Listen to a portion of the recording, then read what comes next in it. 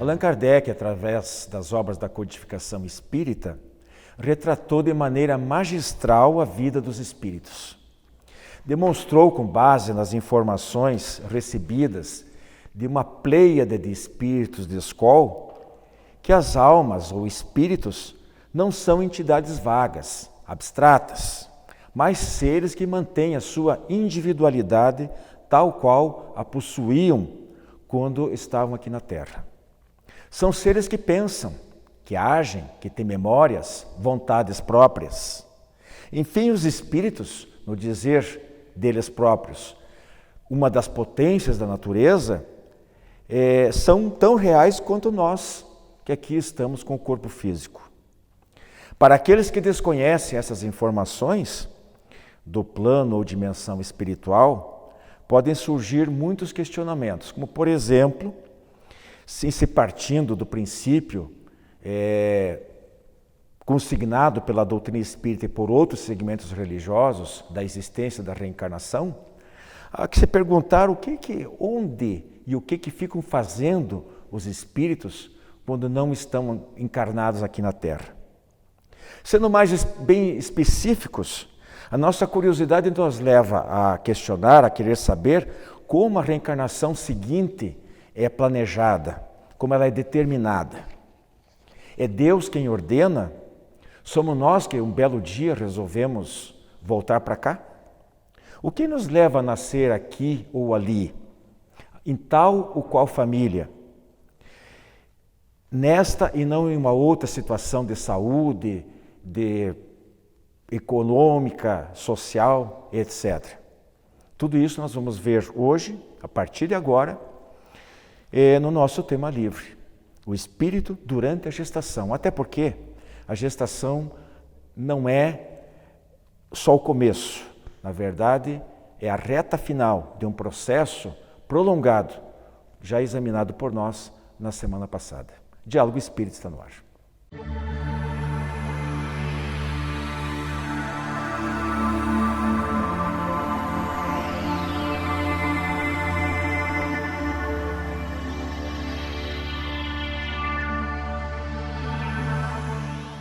Ciclo da vida, o espírito durante a gestação.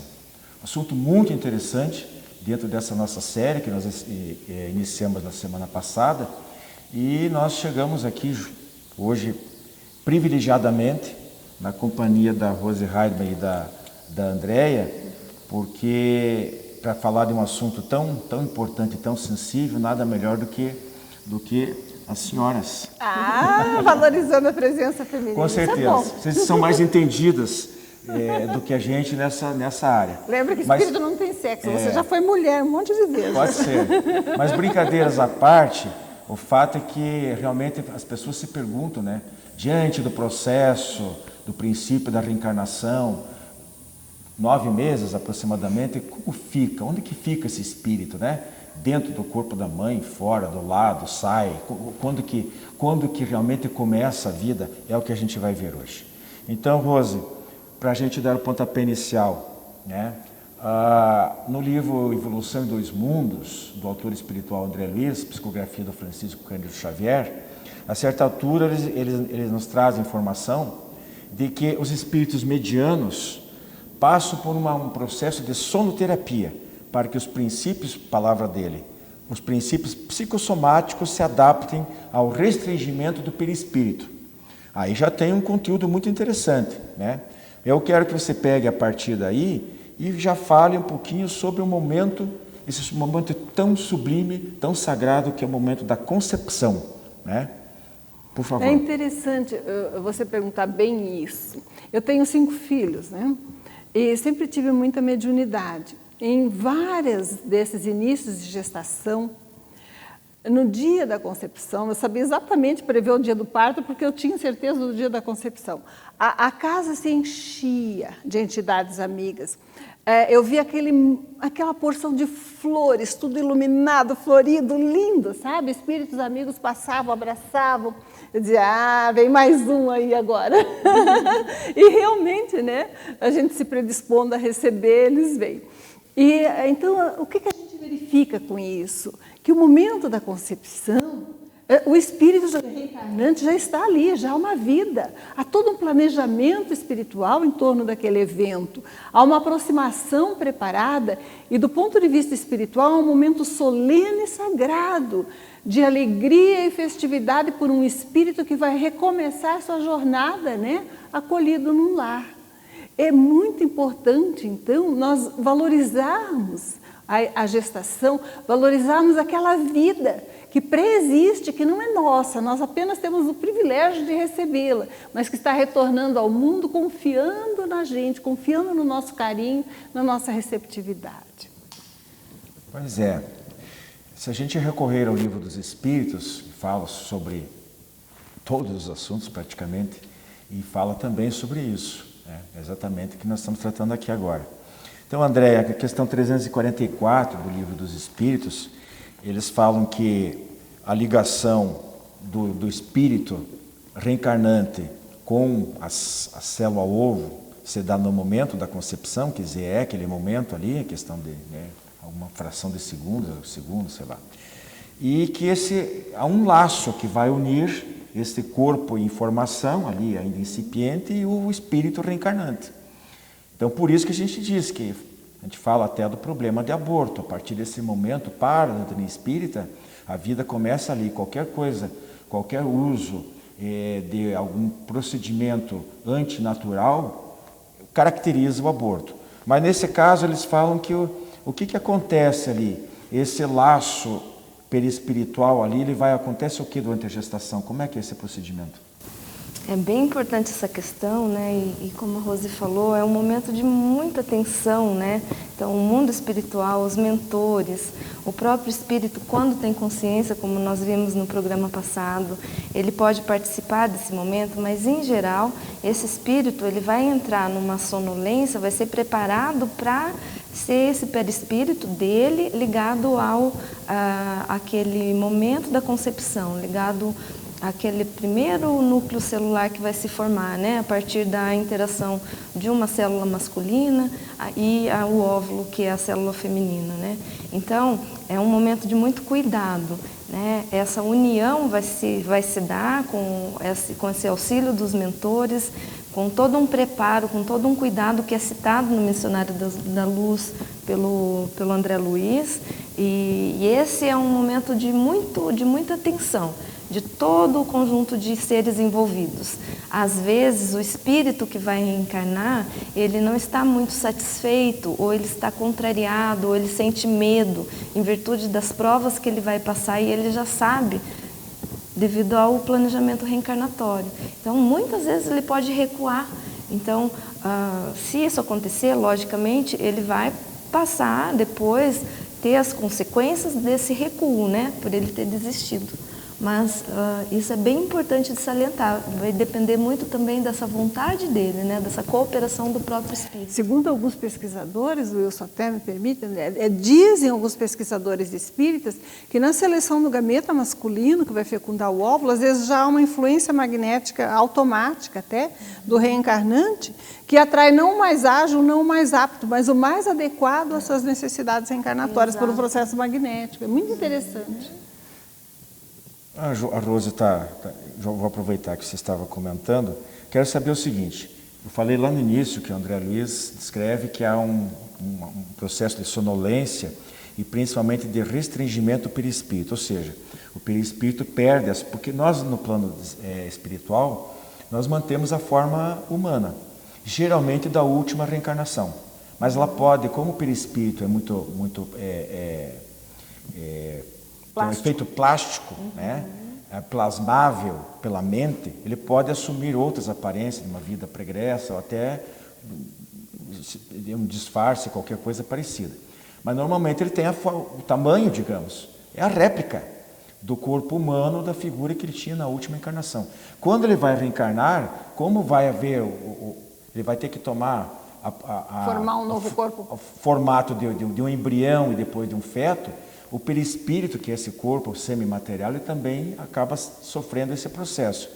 E aí eu pergunto o seguinte, durante a gestação, porque a ciência já provou que o espírito, ou melhor, o bebê, ele ouve, ele sente as interferências da mãe, do ambiente, se ele é bem recebido, tudo isso aí ele é sensível. Até a hipnose mostra, né? Mas e aí como é que está? Então, por que esse espírito ele está onde durante a gestação? Está junto, lá dentro, no útero da mãe, está do lado, está fora, ele tem liberdade ainda de sair, de visitar, de frequentar o plano espiritual. Esse grau de sonolência, como é que é? Na questão 353 do Livro dos Espíritos, até Kardec define bem isso. Se deduz, né, da resposta que foi dada. O espírito, ele se aproxima, os meus filhos, pelo menos, eu tive contato como adultos um tempo antes da concepção. Pelo período da concepção, eu os via como bebezinhos pequenos, né? Depositados num canto já da casa, às vezes no dia em que eu via aquelas entidades espirituais iluminando a casa, né? Pondo flores e festejando. Eu via como um bebê pequeno, mas o que a gente sabe, que o espírito não entra no corpo da mãe. Imagina, ele fica ligado por um laço fluídico, desde o momento da concepção, ao corpo em formação. Ele fica como que justaposto, segundo alguns relatos espirituais, quando está nesse estado de sonolência profundo. Mas o que acontece com o espírito que está preso a um corpo? Nós mesmos, adultos, nós sonhamos e nos desprendemos, vamos para outros lugares. Você não fica aprisionado no seu corpo enquanto dorme. O espírito reencarnante, que está num estado parecido com o da sonolência, tem a mesma situação. Ele pode ser retirado para algum ambiente. Se ele é um espírito muito elevado, muito lúcido, ele não fica prisioneiro do corpo. Ele está num estado de sonolência física, mas ele se desprende e pode participar até de algumas atividades condicionadas, né, ao estado ainda delicado de ligação com o corpo em formação em que ele está. Então, ele não entra no útero da mãe. Na questão 351, né, do Livro dos Espíritos, eles explicam esse processo aí com alguma informação a mais, do estado de sonolência, assemelha-se a um estado de sonolência, né? Quanto mais perto do nascimento, as ideias, as lembranças do estado a gente chama de raticidade entre duas experiências físicas, entre duas reencarnações, e das vidas passadas, que ele lá estava lúcido, até para participar do seu planejamento reencarnatório, ele sabia o que tinha feito nas vidas pregressas, o quanto de progresso ele já havia realizado, o que ele precisa fazer, né, o rumo que tem que tomar. Tudo isso ele estava bem. À medida que vai se aproximando o nascimento, essas lembranças vão se apagando. Depois a gente aqui reencarnar não lembra de nada, né? É o tal do esquecimento do passado que a gente diz. A gente vai para o intervalinho e voltamos em seguida para continuar com este palpitante assunto. A Casa Editora Oclarim divulga há mais de um século a luz e o conhecimento da doutrina espírita com valioso conteúdo, de belíssimos romances a esclarecedoras obras doutrinárias. Conheça, divulgue e compartilhe a lucidez do Espiritismo. Casa Editora Oclarim. Acesse www.oclarim.com.br.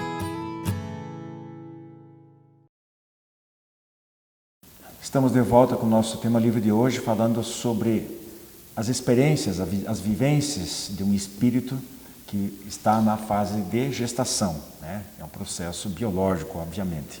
Mas espiritualmente, o que acontece? A gente aprende com os instrutores espirituais de que dificilmente duas reencarnações são idênticas, são processos sempre individualizados, né? A depender das condições particulares dos envolvidos. E entre esses fatores, o que mais pesa aí, eu queria que a Andréia me corrigisse se eu estiver errado, um deles é a questão da harmonização de afinidade entre os pais e o espírito reencarnante. E na sequência, a situação orgânica e psicológica da mãe. Então, a partir daí, com a situação do espírito que vai reencarnar, quando se trata de um espírito já pacífico, tranquilo, bem preparado para os desafios dessa nova jornada, a gestação ocorre normalmente tranquila, com esse fator da mãe, saúde, boa saúde e tudo. Mas quando é um espírito agressivo, que está comprometido com a lei de causa e efeito, quando é moralmente desajustado, podem ter muitos problemas, né? Eu queria que você comentasse um pouquinho. Essa parte é bem importante, né? André Luiz cita no livro Missionário da Luz, por Chico Xavier, um exemplo bem interessante. Então havia lá um casal, a Raquel e o Adelino, que receberiam um espírito, ela entraria em gestação e eles receberiam então esse amigo, né, esse irmão. Só que na vida passada, esse espírito que iria reencarnar, ele matou o então pai dessa vida, né, que é o Adelino. Então o Adelino começou a sentir a aproximação do espírito e começou a ter pesadelos, então ele ficava muito perturbado e ele sentia a presença do espírito que na verdade se aproximava em sonho, no desdobramento, para lhe pedir perdão e para também pedir e solicitar que ele reencarnasse em paz, né? E isso foi acontecendo até que o Adelino sofre, então, um desdobramento e os mentores ajudam a aproximação desse espírito. Então, é muito bonita a cena, né? Porque aí, nesse desdobramento, o Adelino, então, percebe essa aproximação e consegue perdoar. Então, ele se prepara para receber esse espírito que estava em dívida, né? Porque eles, os três, a mãe, o pai e esse espírito que reencarnaria, vão passar por essas expiações novamente, né? Tem dois problemas aí, né? O problema do futuro, a condição desse espírito, para que ele está sendo convidado a enfrentar as situações que ele vai ter que enfrentar, né? E justamente pelo seu estado moral, normalmente ele possui uns fluidos muito densos, muito pesados. E isso acaba repercutindo no próprio bem-estar da mãe, né? Então, às vezes a mãe mais difícil, né? É uma tarefa dificílima, causa muito daqueles sintomas. Enjoo. Esse aí o médico, o Dr. Ricardo de Bernardi, ele já falou que existe uma conexão direta na frequência e na intensidade dos enjoos com os fluidos pesados do espírito que está ali se preparando para reencarnar. E isso eu acredito que seja plenamente verdadeiro. Então é complicado. Então muitos dos sintomas, aí que entra o papel, né, Rosa? Às vezes nem é de já fazer a evangelização desse espírito ainda na barriga da mãe. Isso. Que existe inclusive uma experiência. Nós vamos falar aí, acho que vamos falar no próximo programa, se não me engano, sobre uma experiência daqui de Curitiba, onde é feito esse trabalho de evangelização de bebês. É a denominação que eles dão. Tá? A gente nem sabe se é fluido pesado exatamente, né? Ou se é falta de afinidade fluídica entre a mãe ou o pai e o reencarnante, que demanda, né, uma preparação maior, uma afinização mais difícil às vezes. Então a gente pode dizer aí, né, em resumo do visto até aqui, que quando um espírito, desde lá de trás, logo que desencarnou, já teve mérito, né? Claro, contando com a misericórdia divina, porque muitas vezes a gente até não merece tanto apoio, né?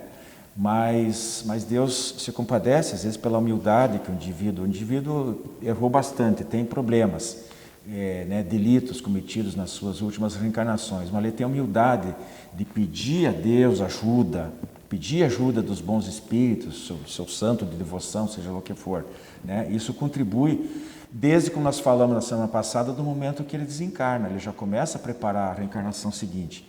Então, quando há esse apoio desde aquela fase que nós falamos lá no programa passado, do estado de perturbação, de readaptação, ele é integrado a atividades nas colônias espirituais e depois, quando faz o seu planejamento reencarnatório, culminando então com esse processo de gestação, quando há esse apoio continuado, bem orientado, essa gestação vai correr provavelmente muito bem e vai dar êxito ao projeto, né? É importante na receptividade. E aquela própria questão de participação, de perda de lembrança e tudo, só vai ocorrer já nas últimas semanas, né? Agora, naqueles casos diferentes disso que a gente acaba de colocar, fica bem mais difícil. Rose, um espírito sofrendo, por exemplo, uma reencarnação compulsória, né? Como é que se dá o processo? Ele fica medicado magneticamente, mas quase que nós alheio ao que acompanhamos acontece. Alguns planejamentos assim nos trabalhos mediúnicos, né? Em que às vezes você, como médium, você ajuda nesse processo, porque o espírito está muito revoltado, né? No plano espiritual ele não escuta nem enxerga os mentores. E conduzido a uma reencarnação compulsória, às vezes até no trabalho mediúnico você tem a ocasião de ter esse contato e explicar a necessidade. Ele não quer reencarnar, ele tem muito medo, então esse contato às vezes com o médium, com o grupo de encarnados, visa tranquilizá-lo. As pessoas dizem, olha, a gente está aqui, reencarnou, estamos bem, enfrentando as nossas lutas, né? E nesse processo da reencarnação compulsória, o que a gente nota normalmente? Em muitos casos ele se convence da necessidade de reencarnação, em último caso, às vezes não, mas é adormecido. E é um restringimento da forma, ele assume como que a forma de um bebê e fica já inconsciente. Ele fica em estado, todos os casos que eu vi, pelo menos que eu acompanhei nos processos de trabalho mediúnico, ele sai dali já em profunda sonolência, como se fosse um estado de hipnose, e é encaminhado pelos mentores para aproximação com a família já assim, adormecido.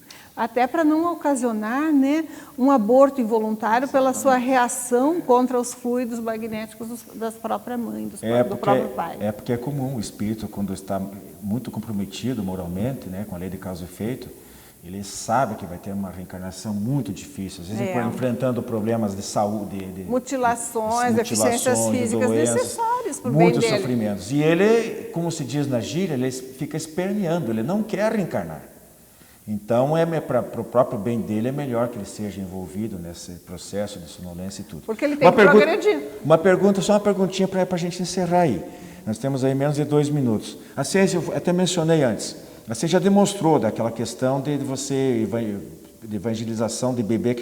Eu queria que vocês falassem um pouquinho sobre isso aí. A influência dos pensamentos da mãe. Como que interpretar essas informações da medicina, né, com o conhecimento espírita? Como é que você pode falar com o espírito que está na barriga ainda? Com certeza, as regressões de memória, a hipnose que se faz, que se leva até o período fetal, a criança relata o que os pais estavam sentindo, as músicas que ela ouvia. O espírito está no estado como se fosse de hipnose, de adormecimento, mas ele não está totalmente inconsciente. As impressões fortes, né, emocionais, do sentimento, do pensamento, ele recebe, ele está vivo. A gente não conversa com o filho dormindo, quando ele está muito agitado, para ele se acalmar, para ele receber aquela mensagem. É a mesma coisa na gestação. Ele recebe e grava todas essas impressões. É muito importante a oração, o carinho, o envolvimento, a receptividade, ainda que seja uma gestação em circunstâncias difíceis. O evangelho no lar, né, Andréia? A música suave. Quanto mais harmonia dentro do lar, né? Sem discussão entre pai e mãe, um clima, né? Isso é muito bom. E dizer que ele é querido, ausência que é de amado. estresse, né, ajuda muito, porque contribui para a harmonização dele. Se harmoniza o corpo da mãe, logicamente vai harmonizar o do bebê também, do feto, né? Então, o tempo inteiro tem que fazer cuidar do pensamento, como a Rose falou, né? E do sentimento.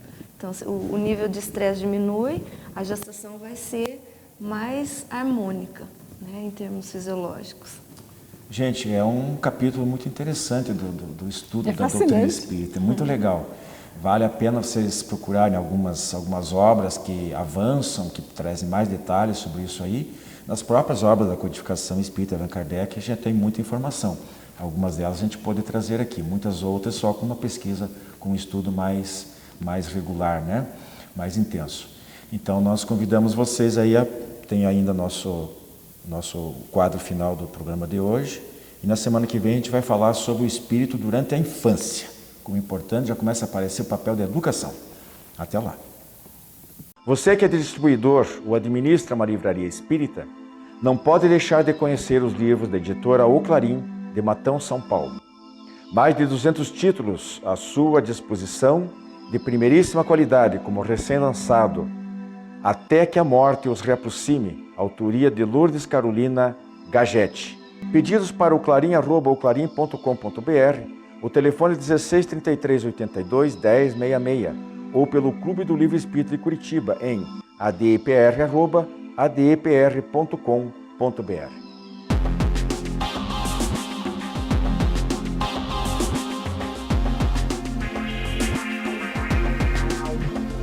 Olá, tudo bem? No quadro O Espiritismo Responde de hoje, nós estamos com a seguinte questão. mediunidade e telepatia. É a mesma coisa? Bom, primeiro nós vamos ter que retomar o conceito de mediunidade. O que é a mediunidade? Mediunidade é a capacidade que a pessoa tem de receber e transmitir alguma mensagem do plano espiritual. O médium é aquela pessoa que capta a mensagem do plano espiritual e traduz no plano material, vamos assim dizer. E é um termo que foi criado por Kardec, e aí nós temos que nos situar que Kardec, o livro dos médiuns foi escrito em 1861, que é quando esse livro foi lançado.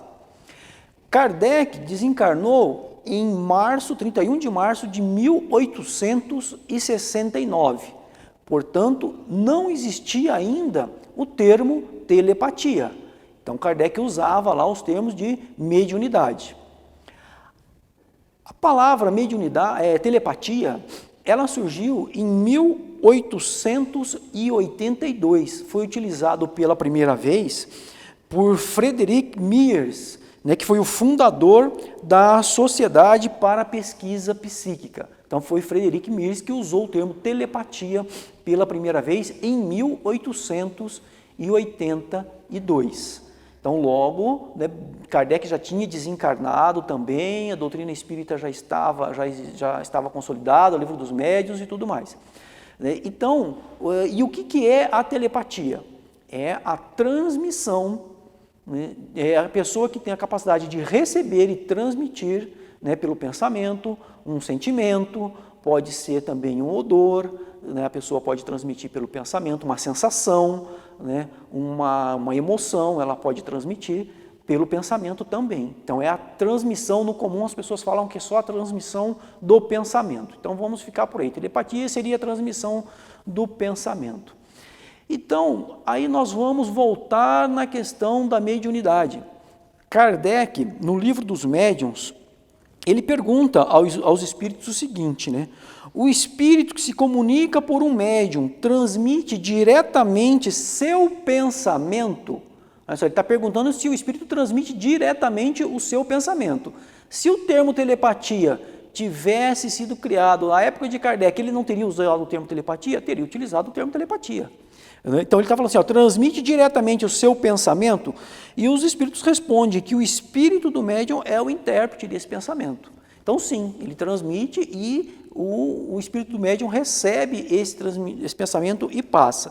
Aí lá na frente, numa outra questão, lá no capítulo 19, do papel dos médiuns na comunicações espíritas, lá do livro dos médiuns, Kardec ainda pergunta, será essa a causa da preferência dos espíritos por certos médiuns?